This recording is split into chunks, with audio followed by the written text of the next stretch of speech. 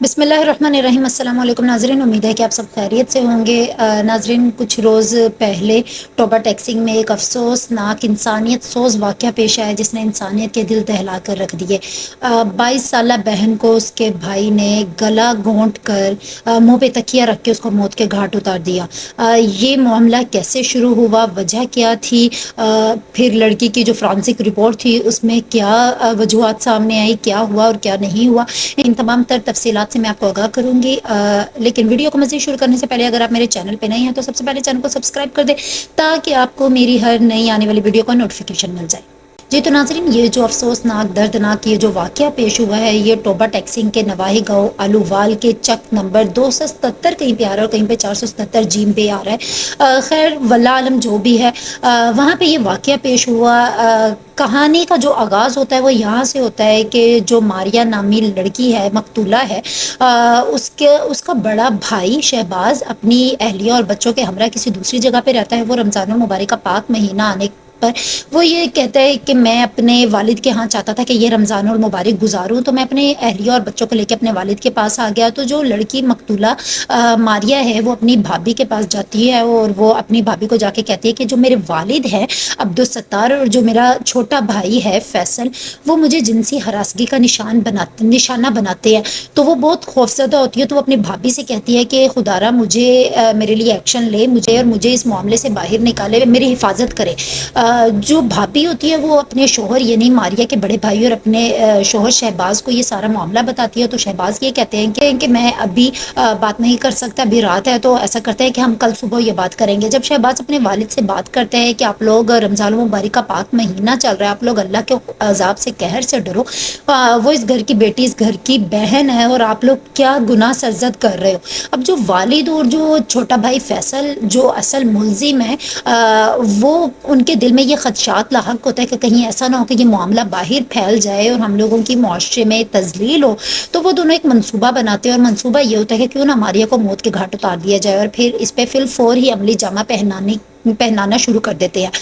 17 سے 18 مارچ کے درمیانی شب یہ واقعہ پیش آتا ہے۔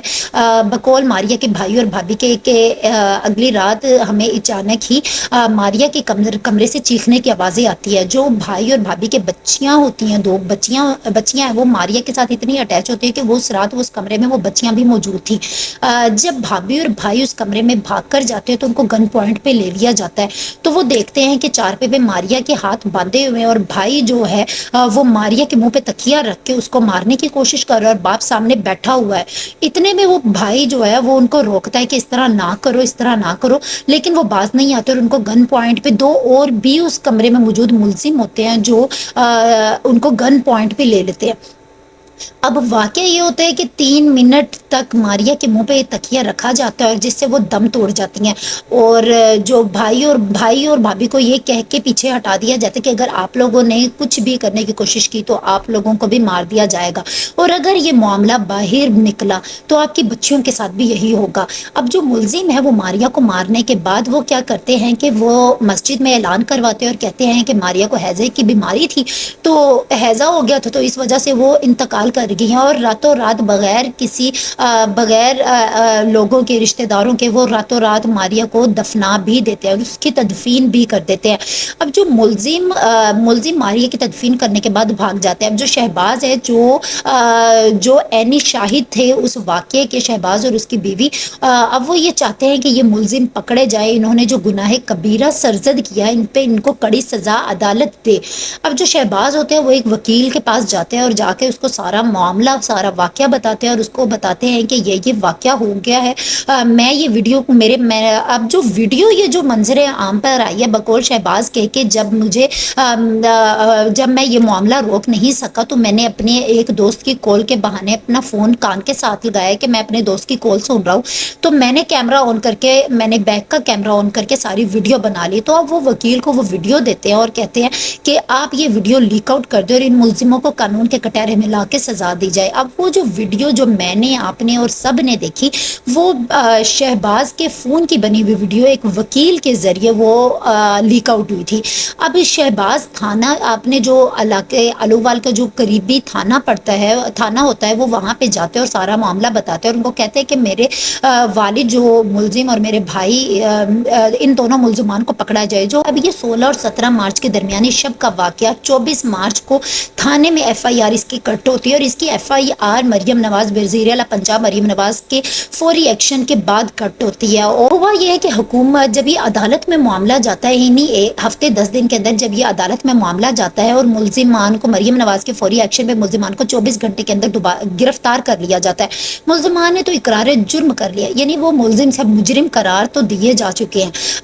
اب عدالت نے جو لڑکی ماریہ تھی اس کی قبر کشائی کا حکم دیا تاکہ اس کی فرانسک رپورٹ تیار کرنے کے لیے اس کے نمونے لیے جائیں۔ اب جب وہ رپورٹ لڑکی کی قبر کشائی کی گئی اور اس کا پوسٹ مارٹم کیا گیا، اور اب جو اس کی ابتدائی جو رپورٹ آئی ہے اس کے مطابق لڑکی کی ہڈیاں گلے کی ٹوٹی ہوئی ہے، یعنی فیصل نے اس کے منہ پہ، بھائی نے 3 منٹ تکیہ رکھا اور تب تک دباتا رہا، اور ساتھ اس کی گردن کو بھی دبایا، اور جس سے وہ دم توڑ گئی اور اس کی گردن کی ہڈیاں ٹوٹی ہوئی۔ اس کے ساتھ ہی جو فرانسک رپورٹ آئی ہے اس کے ساتھ ہی جو رپورٹ آئی ہے اس میں لڑکی پہ بہیمانہ بدترین تشدد کا نشانہ باپ اور بھائی کی طرف سے بنایا گیا۔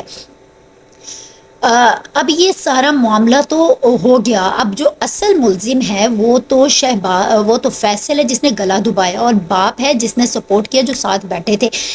کیا جو ویڈیو بنانے والا تھا یا ان کے علاوہ بھی 2 کمرے میں جنہوں نے گن پوائنٹ پہ لیا تھا 2 لوگ تھے، کیا وہ بھی اصل ملزم تھے؟ کیا وہ بھی مجرم قرار ٹھہرائے جائیں گے؟ شہباز اور اس کی بیوی بھی ٹھہرائے جائیں گے؟ یہ معاملہ تو سارا عدالت میں پہنچ گیا، اور اب دیکھتے ہیں کہ ملزمان کو کیا سزا ملتی ہے اور کیا نہیں ملتی۔ لیکن ناظرین، افسوس کی بات یہ ہے کہ ہمارے معاشرے کی تشکیل بدقسمتی سے ایسے عناصر پر تشکیل دی جا رہی ہے جہاں پہ انسانیت دم توڑ رہی ہے، جہاں پہ رشتوں کا احترام ختم ہو رہا ہے، جہاں پہ احساس ختم ہو رہا ہے، جہاں پہ ہمدردی جو ہے وہ من و مٹی تلے دفن ہو رہی ہے۔ ہمارے معاشرے میں نفسی کا عالم یہ ہے کہ ہم رشتوں کی پہچان بھول رہے ہیں۔ ماریہ کا جو واقعہ پیش آیا، اس نے انسانیت کے دل دہلا دیے، اس نے اس نے سگے رشتوں پر سے اعتبار ختم کر دیا۔ یعنی ایک وقت تھا کہا جاتا تھا کہ اپنے بچوں کو کسی رشتہ دار کے ہاں اکیلے نہ بھیجے، باہر اکیلے نہ بھیجے، یعنی ہمارا اعتبار یہ تھا معاشرے پہ کہ ہم معاشرے پہ اعتبار نہیں کرتے تھے۔ لیکن اب یہ وقت ہے کہ کیا ہم اپنے باپ، اپنے سگے بھائی، اپنی ماں، اپنی بہن، اپنے سگے رشتوں پہ اعتبار کریں؟ یعنی ہمارا معاشرہ ایسے عناصر پر اب تشکیل دیا جا رہا ہے بدقسمتی سے کہ ہم اپنے سگے رشتوں پہ ہی اعتبار نہیں کر رہے۔ جب ہم اپنے سگے رشتوں پہ اعتبار نہیں کر رہے تو ہمارے پاس جائے پناہ کیا ہے؟ ہم کہاں پناہ لیں جب ہمارے پاس ہمارے سگے رشتوں پہ ہی اعتبار نہیں ہے کہ وہ ہمارے محافظ بنیں گے؟ تو ہمارے پاس تو کوئی جگہ نہیں ہے، پھر ہمارے پاس تو جائے پناہ تو صرف قبر ہے، قبر میں پناہ لے لی جائے، اور پھر اللہ کی ذات ہے جہاں پہ ہم جو ہماری حفاظت کر سکتی ہے۔ لیکن اللہ کے بعد آپ کی حفاظت کے جو ضامن ہوتے ہیں وہ آپ کے سرپرست ہوتے ہیں، آپ کے باپ بھائی ہوتے ہیں، آپ کی ماں ہوتی ہے، آپ کی بہنیں ہوتی ہیں، آپ کا خاندان ہوتا ہے۔ لیکن جب ان میں ہی ملاوٹ آ جائے، خونی رشتوں میں ملاوٹ آ جائے، شیطان ہوس پرستی آ جائے، تو آپ کے پاس جائے پناہ کوئی نہیں بچتی۔ ماریہ کے واقعے پہ تو مزید تو کچھ نہیں کہا جا سکتا، بس یہی ہے کہ اللہ پاک ہمارے معاشرے کو ایسے عناصر سے، ایسے بدترین عناصر سے، ایسے گناہ کبیرہ سے محفوظ رکھے جو ہمارے معاشرے کو ٹکڑا ٹکڑا کر رہے، جو ہمارے خونی رشتوں کے احترام کو، احساسات کو ختم کر رہے ہیں۔ اس کے ساتھ ہی اللہ تعالیٰ میرا آپ کا، ہم سب کا حامی و ناصر ہو، اور ہمیں راہ راست پہ چلنا سکھائے، اور ہم سب کو نیکی کی راہ کا پیکر بنائے۔ اس کے ساتھ ہی مجھے اجازت دیجیے، اللہ حافظ۔